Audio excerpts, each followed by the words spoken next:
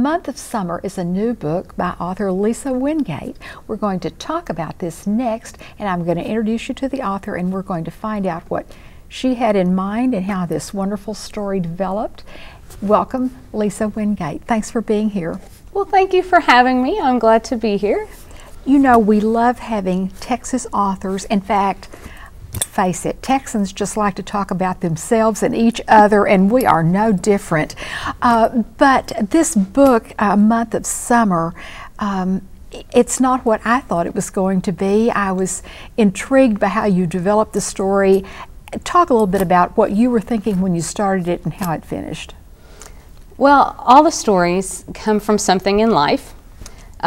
There's always a little bit of real life and a little bit of fiction in all of them. This particular story, it's getting to the point now where a lot of the stories come from a reader who has, because a lot of readers will write to me or email me or talk to me when I'm somewhere speaking. And this is one of those stories that sort of generated originally from a reader who had sent a letter about my first book, Tending Roses, and in relation to the fact that she had had to go home and take care of a stepmother who she'd never been very fond of, and what that experience was like for her, but ultimately how she wouldn't have traded that experience and the things she learned about herself and the sense of peace she got from that experience.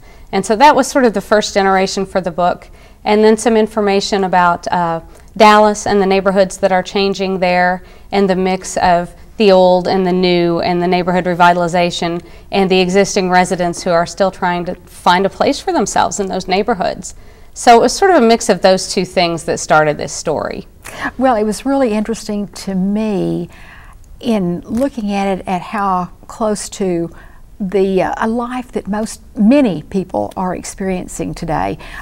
They're living far away from family, and suddenly you have to make a life change to go where your family is, return to your roots, so to speak, or go where they are. They can't always come to you. And so looking at a professional life and having to make a move on that, as you have described, and moving to a situation where you are dealing with parents and trying to have a life and tend to lives at the same time. How did you research that? Because it sounds like you really have been there. Some of that is from experience. We went through a lot of those situations with all of my grandparents, particularly Alzheimer's, and trying to figure out the care for someone with that disease, and also dealing with just the issues that you go through as somebody isn't really able to respond to you in the way that you have expected from them in the past, and so the relationship is changing, and it's hard. You know, the character in the book experiences some degree of resentment toward her father in the book, who has Alzheimer's, and some degree of resentment toward the responsibility of that, because she has, like a lot of modern women, a very busy life of her own. And this sort of jumps in the middle of her busy life, and she has to take on these responsibilities. And you know, she didn't plan on it, she didn't ask for it, and it's with a stepmother and a father that she hasn't talked to in many, many years. So when I read that original reader letter, it sort of brought up the question to me, you know, what if your humanity compelled you to care for somebody that you had always really resented?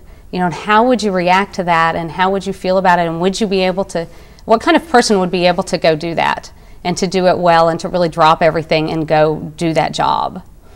And what do you want readers to come away with after they've vicariously experienced all of this?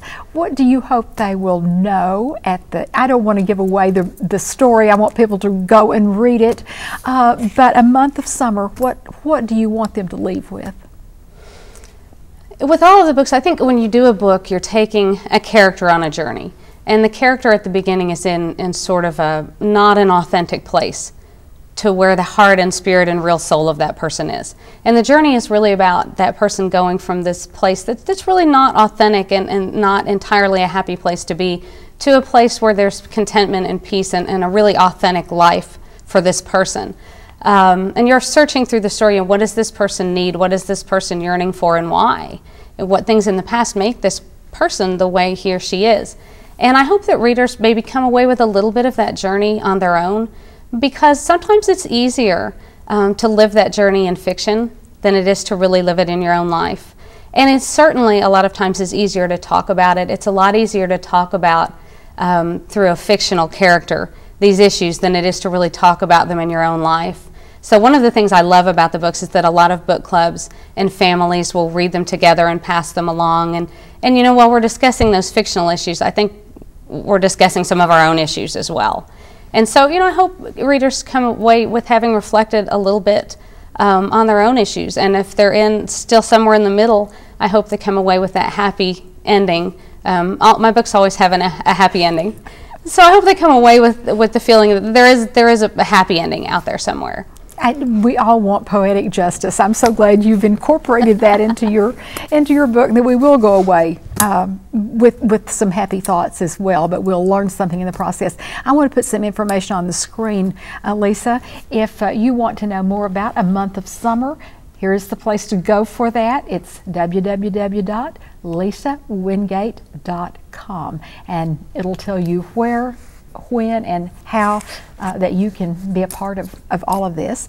And we have about 30 seconds. If you've got something in the mill right this minute that you're working on. Something in the mill right this minute, yes. There's a new small town Texas book called Word Gets Around, coming out in February. And then the sequel to this book called The Summer Kitchen will come out next July. We'll be looking for it. Thanks for coming today. My pleasure.